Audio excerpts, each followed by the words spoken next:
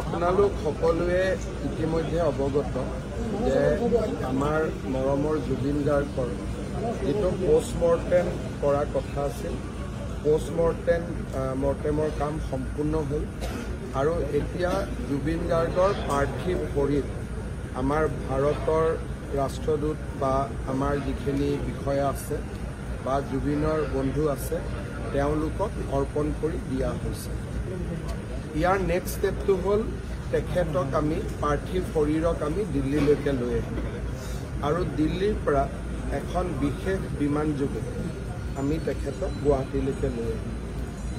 গুৱাহাটীত অহাৰ সময়টো আমি আপোনালোকক জনাম।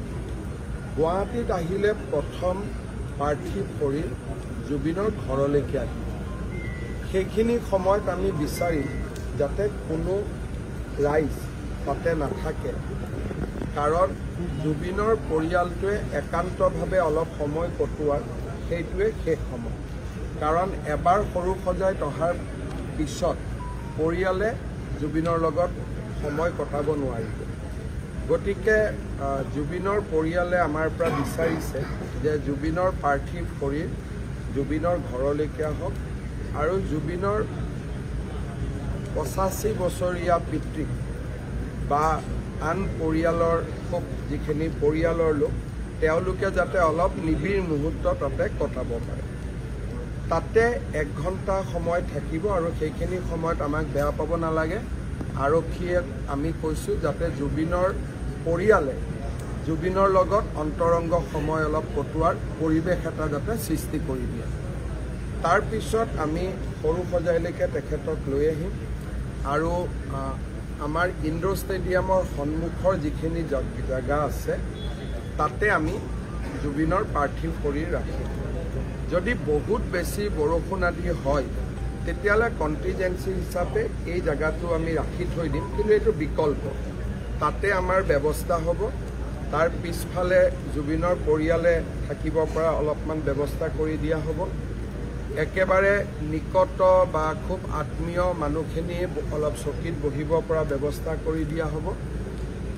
আমাৰ য'ত হেলিপেড আছে, যিসকল ৰাইজে অলপ বেছি দেৰি থাকিব খোজে সেই জেগাটো আমি ডেভেলপ কৰিম।